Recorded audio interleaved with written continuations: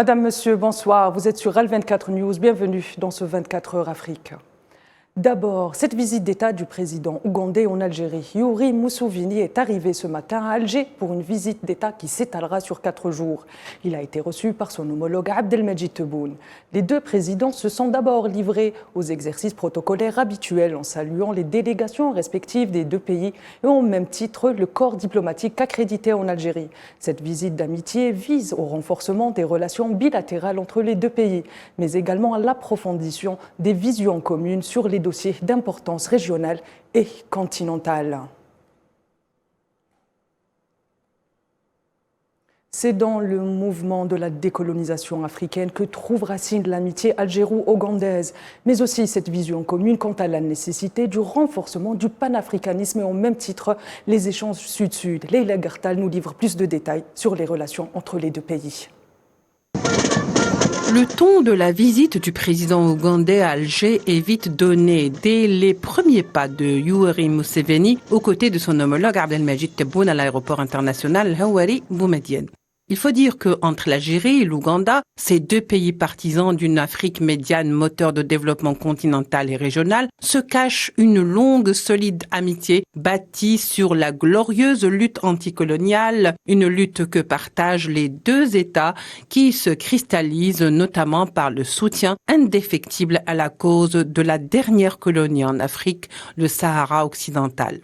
Les visions communes entre l'Algérie et l'Ouganda, faut le dire aussi, sont nombreuses aux côtés du panafricanisme et la solidarité interafricaine. On peut également citer à titre d'exemple la coopération sud-sud, vivement soutenue d'un côté comme de l'autre. Les deux pays partagent la même position quant au renforcement de la concertation et de la coordination au sein des organisations internationales et du mouvement des non-alignés. Outre la diplomatie, la coopération bilatérale entre l'Algérie et l'Ouganda s'inscrit également dans cette dynamique de repositionnement juste pour les États africains.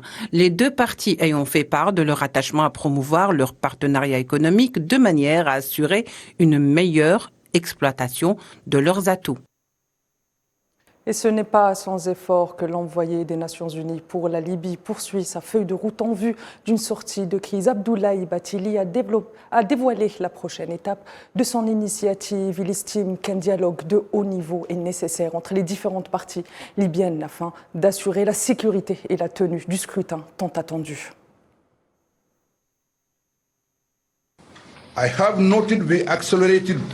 J'ai noté que le Parlement et le Haut Conseil d'État avancent à un rythme accéléré en ce qui concerne le 13e amendement et je les salue d'avoir agi dans le bon sens. Mieux vaut tard que jamais et si le groupe des 6+6 travaille sur ce même rythme et traite les failles et les lacunes dans un laps de temps raisonnable, il pourra ainsi aboutir à une base constitutionnelle et juridique fiable et opérationnelle pour les élections. Ceci représentera un réel progrès et rétablira la confiance vis-à-vis du Parlement et du Haut Conseil d'État et permettra à la Haute Commission nationale des élections d'aller de l'avant dans les préparatifs techniques afin que les élections puissent avoir lieu avant la fin 2023.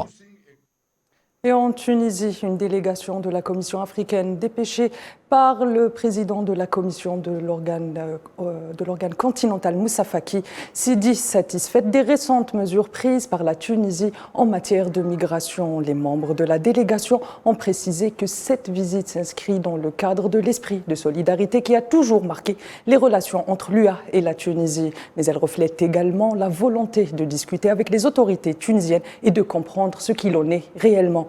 De son côté, le chef de la diplomatie tunisienne, Nabil Amar, a salué l'initiative de la Commission.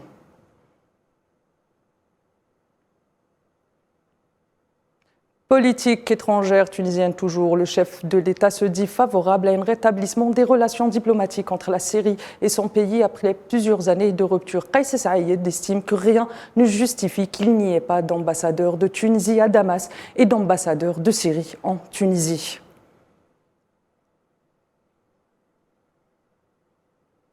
Et les révélations sur l'étendue du réseau de corruption mis en place par le Maroc au sein du Parlement européen continuent d'alimenter la presse internationale et l'implication de l'actuel ambassadeur du Maroc en Pologne, Abderrahim Otmoun, ainsi que le service de contre-espionnage du Royaume est de plus en plus établi.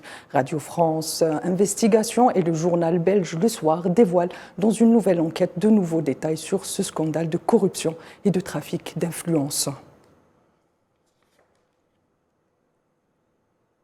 Et la chef de la mission des Nations Unies en RDC exhorte les autorités quinoises à diligenter une enquête après la tuerie d'au moins 40 civils selon les comptes de l'ONU dans une attaque attribuée au groupe rebelle ADF survenue dans la nuit de mercredi au jeudi 9 mars dernier à Mukundi et à Moza, des villes situées dans une vingtaine de kilomètres au sud-ouest de la ville de Beni. Et retour à présent sur cette bonne nouvelle en ce qui concerne la diaspora algérienne. Le pays vise à élargir l'adhésion au régime des retraites en leur faveur. Une avancée sanctionnée notable dans un contexte de renforcement des liens unissant les ressortissants algériens à leur terre. Kherdine Batache. Le régime de retraite algérien s'ouvre à la communauté nationale établie à l'étranger. Une avancée socio-économique notable qui intervient dans un contexte de renforcement des liens entre les ressortissants algériens et leur terre natale. Le 20 octobre 2022, le président algérien Abdelmadjid Tebboune signe un décret présidentiel portant adhésion volontaire des membres de la communauté nationale à l'étranger, des salariés et non salariés au système national de retraite en Algérie. Une décision qui traduit le souci du pays de créer des ponts avec la communauté établie à l'étranger et de veiller au respect de l'égalité des chances et des droits sur le plan économique. Parmi les conditions régissant cette mesure, un seuil minimum pour les expatriés souhaitant adhérer à la Caisse nationale des retraites, estimée à 54 000 dinars, soit environ 350 € minimum, 3 fois le salaire de référence. Les futurs adhérents devront également jouir de la nationalité algérienne et un âge maximum de 55 ans. L'exercice d'une activité rémunérée ou non est également exigé. Pour accompagner les ressortissants candidats à une future retraite en Algérie dans leur démarche, une plateforme numérique a été mise en service au niveau de la Caisse nationale des assurances sociales. La plateforme est en service depuis le 5 mars dernier. La Caisse nationale de retraite augmente par ailleurs le plafond de ses contributeurs et s'assure ainsi un financement supplémentaire pour le paiement des pensions de retraite. Et un mot de football avant de nous quitter. L'AGS Kabylie, un des 2 représentants algériens dans la Ligue des champions d'Afrique de football, n'a qu'une seule alternative pour se replacer en phase de poule. Viser la victoire lors du match qui se joue en ce moment même face à l'As Vita Club au stade olympique du 5 juillet à Alger pour le compte de la 4e journée du groupe A.